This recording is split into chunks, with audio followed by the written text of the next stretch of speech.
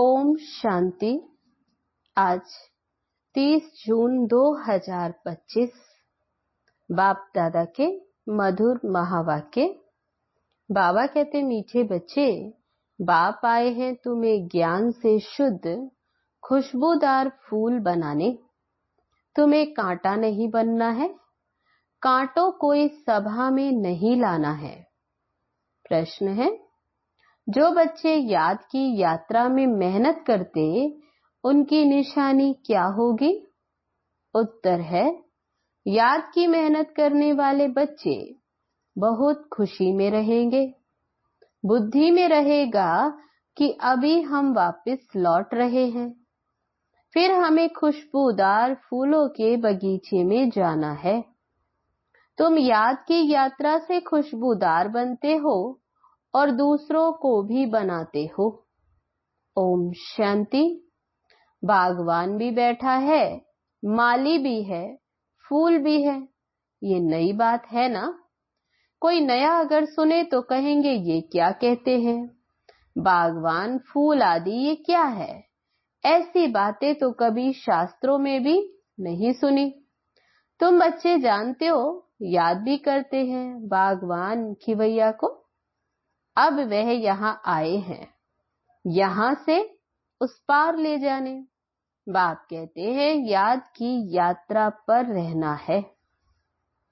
अपने को आपे ही देखो, हम कितना दूर जा रहे हैं, कितना अपनी सतो प्रधान अवस्था तक पहुंचे हैं।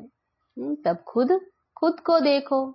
जितना सतो प्रधान अवस्था होती जाएगी तो समझेंगे कि अभी हम लौट रहे हैं अपने घर। कहां तक हम पहुंचे, सारा मदार फिर याद की यात्रा पर है। खुशी भी चढ़ी रहेगी।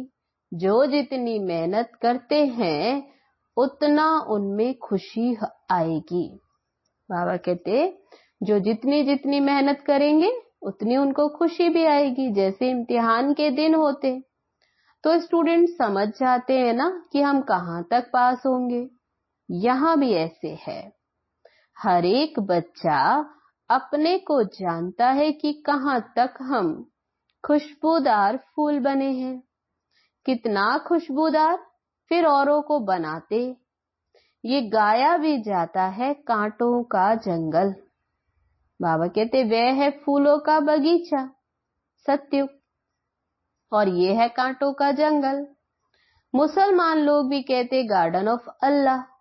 समझते वहां एक बगीचा है, वहां जो जाता उनको खुदा फूल देते हैं। मन में जो कामना होती वे पूरी करते। बाकी ऐसा तो नहीं है कि कोई फूल उठा कर देते। जैसा जिसकी बुद्धि में है वह साक्षात्कार हो जाता। यहाँ साक्षात्कार पर कुछ भी है नहीं। भक्ति मार्ग में तो साक्षात्कार के लिए गला भी काट देते। मीरा को साक्षात्कार हुआ, उनका कितना मान है। वह है भक्ति मार्ग। भक्ति को आधा कल्प चलना ही है, ज्ञान है ही नहीं। वेदों आदि का बहुत मान है। कहते हैं वेद तो हमारे प्राण हैं। अभी तुम जानते हो ये वेद शास्त्र आदि सब हैं भक्ति मार्ग के लिए। भक्ति का कितना बड़ा विस्तार है, बड़ा झाड़ है। ज्ञान है बीज। अभी ज्ञान से तुम कितने शुद्ध होते हो, खुशबूदार बनते हो। ये तुम्हारा बगीचा है। यहाँ कांटा किसी को भी नहीं कहेंगे, क्योंकि यहाँ विकार में कोई जाते नहीं। तो कहेंगे इस बगीचे में एक भी कांटा नहीं। कांटा है कलयुग में, अभी है पुरुषोत्तम संगम युग। इसमें कांटा कहां से आया? अगर कोई कांटा बैठा है तो अपने को ही नुकसान पहुंचाते, क्योंकि ये इंद्रप्रस्थ है ना। तब बाबा कहते ये इंद्रप्रस्थ की सभा, मधुबन बाबा मिलन। तो बाबा कहते यहाँ अगर कोई कांटा बैठा भी तो अपना ही नुकसान करते। इसमें ज्ञान परियां बैठी हैं, ज्ञान डांस करने वाली परियां। मुख्य के नाम पुखराज परी, नीलम परी आदि आदि पढ़े। वही फिर 9 रतन गाए जाते, परंतु ये कौन थे ये किसको भी पता नहीं। बाप सिर्फ कहते हैं मुझे याद करो। तुम बच्चों की बुद्धि में अब समझ है। 84 का चक्र भी अभी बुद्धि में है। शास्त्रों में तो 84 लाख कह दिया। मीठे मीठे सिकी लदे बच्चों को बाप ने समझाया है, तुमने 84 जन्म लिए, अब तमो प्रधान से सतो प्रधान बनना है। ये कितना सहज है। भगवानुवाच, बच्चों प्रति मामेकम याद करो। अभी तुम बच्चे खुशबूदार फूल बनने के लिए अपने को आत्मा समझ बाप को याद करो। कांटे नहीं बनो। यहाँ सब मीठे मीठे फूल हैं, कांटा नहीं। हाँ, माया के तूफान तो आएंगे। माया ऐसी कड़ी है जो झट फंसा देगी। फिर पछताएंगे हमने ये क्या किया। हमारी तो की कमाई सारी चट हो गई। बाबा कहते ये है बगीचा। बगीचे में अच्छे अच्छे फूल भी होते। इस बगीचे में भी कोई तो फर्स्ट क्लास फूल होते जाते। जैसे मुगल गार्डन में अच्छे अच्छे फूल होते, सब जाते हैं देखने। यहाँ तुम्हारे पास कोई देखने भी आएंगे नहीं। तुम कांटों को क्या मुंह दिखाएंगे। गायन भी है, मूत पलीती कपड़ धोए। बाबा को जप साहिब, तब ब्रह्मा बाबा के लिए कहा कि इनको जप साहिब, सुखमणि आदि सब याद थी। अखंड पाठ भी करते थे। 8 वर्ष का था तो पटका बांधता था, रहता ही मंदिर में था। मंदिर की चार्ज सारी हमारे ऊपर थी। अभी समझते मूत पलीती कपड़े धोने का अर्थ क्या है। तो बाबा कहते अभी अर्थ समझ आता। महिमा सारी है शिव बाबा की। अभी तुम बच्चों को बाप बैठ समझाते।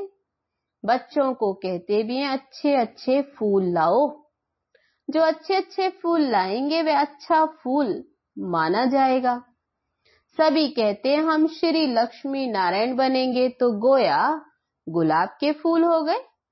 बाप कहते अच्छा तुम बच्चों के मुख में गुलाब, अब पुरुषार्थ कर सदा गुलाब बनो। ढेर के ढेर बच्चे हैं, प्रजा तो बहुत बन रही है। वहां है ही राजा रानी और प्रजा। तब सतयुग में वजीर होता ही नहीं, क्योंकि राजा में भी वह पावर है। तब बाबा कहते वहां वजीर की दरकार नहीं, क्योंकि राजा में पावर है। वजीर आदि से राय लेने की उन्हें दरकार ही नहीं रहती। नहीं तो राय देने वाला बड़ा हो जाए। वहां भगवान भगवती को राय की दरकार नहीं, नहीं तो राय देने वाला बड़ा। तो बाबा कहते वहां राय की दरकार नहीं, वहां वजीर आदि होते नहीं। वह तब होते जब पतित होते। भारत की ही बात है और कोई खंड नहीं जहां राजाएं राजाओं को माथा टेकते हो। यहां ही दिखाया जाता है ज्ञान मार्ग में पूज्य, अज्ञान मार्ग में पुजारी। वे डबल ताज और वे सिंगल ताज। भारत जैसा पवित्र खंड कोई भी है नहीं। पैराडाइज बहिष्ट था, तुम उसके लिए ही पढ़ते हो। अभी तुमको फूल बनना है। बागवान आया है, माली भी है, माली नंबरवार होते। बच्चे भी समझते ये बगीचा है, इसमें कांटे नहीं। कांटे दुख देते हैं। बाप तो किसी को भी दुख नहीं देते। वह तो है ही दुख हरता सुख करता। कितना मीठा बाबा है। तुम बच्चों को बाप पर लब है। बाप भी बच्चों को लब करते हैं ना। ये पढ़ाई है। बाप कहते मैं तुमको प्रैक्टिकल में पढ़ाता हूँ, ये भी पढ़ते हैं। पढ़कर फिर पढ़ाओ तो और भी कांटे से फूल बने। भारत महादानी गाया हुआ है क्योंकि अभी तुम बच्चे महादानी बनते हो। अविनाशी ज्ञान रत्नों का तुम दान करते हो। बाबा ने समझाया है, आत्मा ही रूप बसंत है, बाबा भी रूप बसंत है, उनमें सारा ज्ञान है। ज्ञान का सागर है परम पिता परमात्मा, वे अथॉरिटी है ना। ज्ञान का सागर एक बाप, इसलिए गाया जाता सारा समुद्र स्याही बनाओ तो भी खुटने वाला नहीं है। और फिर 1 सेकंड में जीवन मुक्ति का भी गायन है। तुम्हारे पास कोई शास्त्र आदि नहीं, वहां कोई पंडित आदि के पास जाएंगे तो समझते ये पंडित बहुत पढ़ा हुआ अथॉरिटी है, इसने सब वेद शास्त्र कंठ किए हैं। फिर संस्कार ले जाते तो छोटेपन से फिर वह अध्ययन कर लेते हैं। तुम संस्कार नहीं ले जाते हो, तुम पढ़ाई की रिजल्ट ले जाते हो। पढ़ाई पूरी हुई फिर रिजल्ट निकलेगी और वह फिर पद पालेंगे। ज्ञान थोड़े ले जाएंगे जो किसको सुनाएंगे। तब बाबा कहते ये ज्ञान सतयुग में नहीं ले जाएंगे, यहाँ तो तुम्हारी पढ़ाई है जिसकी प्रारब्ध फिर नई दुनिया में मिलनी है। तुम बच्चों को बाबा ने समझाया है कि माया भी कोई कम शक्तिवान नहीं है। माया को शक्ति है दुर्गति में ले जाने की। तब माया को भी शक्ति मिली है गिरावट में, माना दुर्गति में ले जाने की, परंतु उनकी महिमा थोड़ी करेंगे, वह तो दुख देने में शक्तिवान है ना। तो बाप सुख देने में शक्तिवान, इसलिए उनका गायन है। बाबा कहते ये भी ड्रामा बना हुआ है, तुम सुख उठाते हो तो दुख भी उठाते हो। हार और जीत किसकी है इनका भी मालूम नहीं होना चाहिए। बाप भी भारत में आते हैं, जयंती भी भारत में मनाते, ये किसको भी पता नहीं कि शिव बाबा कब आए और क्या आकर किया था। मैं नाम निशान ही गुम कर दिया। श्री कृष्ण बच्चे का नाम दिया। तो बाबा कहते शिव बाबा का नाम गुम कर दिया, तो शिव बाबा कहते फिर कृष्ण का नाम डाल दिया। वास्तव में बिलविड बाप की महिमा अलग और श्री कृष्ण की महिमा अलग है। वह निराकार है और श्री कृष्ण वह साकार है। श्री कृष्ण की महिमा है सर्वगुण संपन्न, 16 कला संपूर्ण, संपूर्ण निर्विकारी। शिव बाबा की ये महिमा नहीं करेंगे, जिसमें गुण है तो अवगुण भी होंगे, इसलिए बाप की महिमा ही अलग है। बाप को अकाल मूरत कहते हैं ना, हम भी अकाल मूरत हैं। आत्मा को काल खा नहीं सकता, आत्मा अकाल मूरत का ये तख्त है। तो बाबा कहते प्रकृति के मध्य आत्मा विराजमान। तो बाबा कहते अभी काल शरीर को ही खाते, तुम जानते हो हमारा बाबा भी अकाल मूर्त।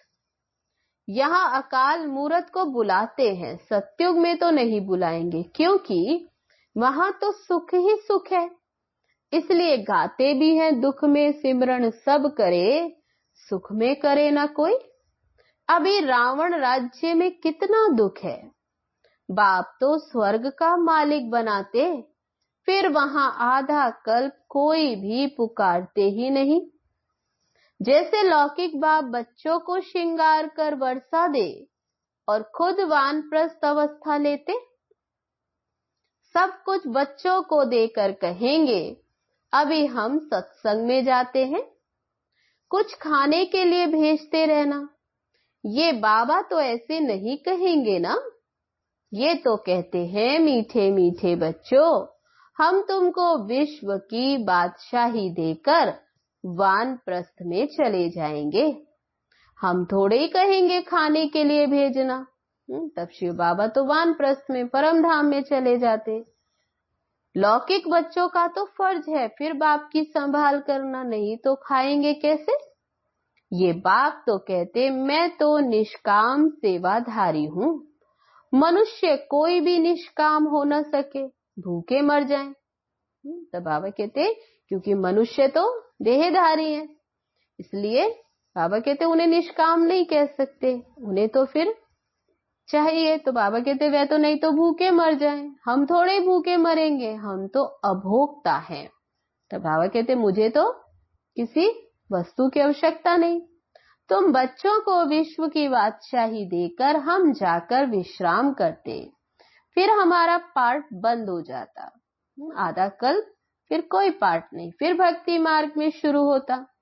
ये अनादि ड्रामा बना हुआ है, जो राज बाप बैठ तुम्हें समझाते हैं, वास्तव में तुम्हारा पाठ सबसे जास्ती है, तो इजाफा भी तुमको मिलना चाहिए। मैं आराम करता हूँ, तो तुम फिर ब्रह्मांड के भी मालिक तो विश्व के भी मालिक बनते, तुम्हारा नाम बड़ा होता है।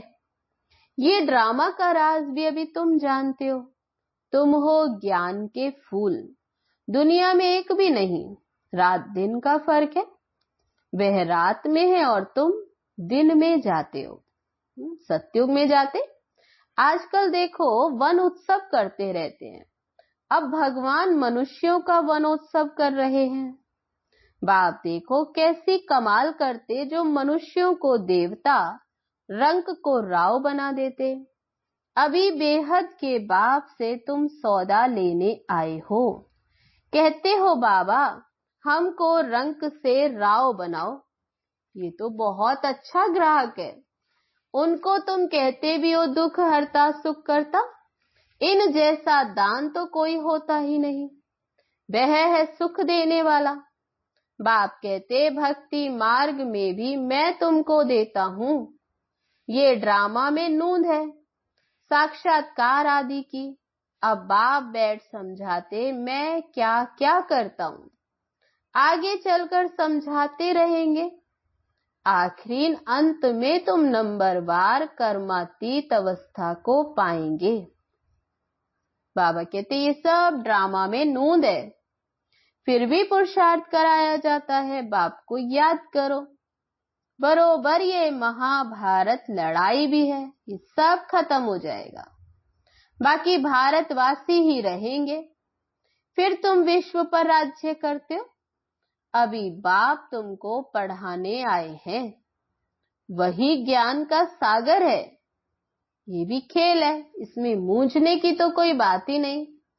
माया तूफान में लाएगी, तब माया का तो काम है, बाबा कहते वह तो तूफान लाएगी। बाप समझाते इनसे डरो नहीं, बहुत गंदे गंदे संकल्प आएंगे, वह भी तब जब बाबा की गोद लेंगे। जब तक गोद ही नहीं ली तो माया इतना नहीं लड़ेगी, जब बाबा के बनते तो माया भी इतना लड़ती है, गोद लेने के बाद ही तूफान लगते। इसलिए बाप कहते गोद की संभाल कर लेनी चाहिए। कमजोर हैं तो फिर प्रजा में आ जाएंगे, राजाई पद पाना तो अच्छा है ना, नहीं तो दास दासी बनना पड़ेगा। ये सूर्यवंशी चंद्रवंशी राजधानी अभी स्थापन हो रही है। अच्छा, मीठे मीठे सिकी लदे बच्चों प्रति माता पिता बाप दादा का याद प्यार और गुड मॉर्निंग। रूहानी बाप की रूहानी बच्चों को नमस्ते। हम रूहानी बच्चों की रूहानी बाप दादा को नमस्ते नमस्ते। ओम शांति। अब है धारणा के लिए मुख्य सार। पहली पॉइंट, रूप बसंत बन, अविनाशी ज्ञान रत्नों का दान कर महादानी बनना है। जो पढ़ाई पढ़ते हो वह दूसरों को भी पढ़ानी है। दूसरी पॉइंट, किसी भी बात में मूंझना व डरना नहीं है, अपनी संभाल करनी है। अपने आप से पूछना है मैं किस प्रकार का फूल हूँ, मेरे में कोई बदबू तो नहीं आती। अपने को चेक करना है, मेरे में कोई बदबू तो नहीं। वरदान है आज का, दृढ़ संकल्प द्वारा कमजोरियों रूपी कलयुगी पर्वत को समाप्त करने वाले समर्थी स्वरूप भव। अब है विस्तार। दिल शिकस्त होना, किसी भी संस्कार व परिस्थिति के वशीभूत होना, व्यक्ति व वैभवों की तरफ आकर्षित होना, इन सब कमजोरियों रूपी कलयुगी पर्वत को दृढ़ संकल्प की अंगुली देकर सदा काल के लिए समाप्त करो, अर्थात विजयी बनो। विजय हमारे गले की माला है। सदा इस स्मृति से समर्थी स्वरूप बनो। यही स्नेह का रिटर्न है। जैसे साकार बाप ने स्थिति का स्तंभ बनकर दिखाया, ऐसे फॉलो फादर कर सर्व गुणों के स्तंभ बनो। स्लोगन है आज का, साधन सेवाओं के लिए है। साधन सेवाओं के लिए है, आराम पसंद बनने के लिए नहीं। अब है आज के लिए अव्यक्त इशारा। आत्मिक स्थिति में रहने का अभ्यास करो, अंतर्मुखी बनो। जैसे एटम बॉम्ब एक स्थान पर छोड़ने से चारों ओर उसके अंश फैल जाते हैं, वह एटम बॉम्ब और यह आत्मिक बॉम्ब है। इसका प्रभाव अनेक आत्माओं को आकर्षित करेगा और सहज ही प्रजा की वृद्धि हो जाएगी। इसलिए संगठित रूप में आत्मिक स्वरूप के अभ्यास को बढ़ाओ। स्मृति स्वरूप बनो तो वायुमंडल पावरफुल हो जाएगा। अच्छा, ओम शांति।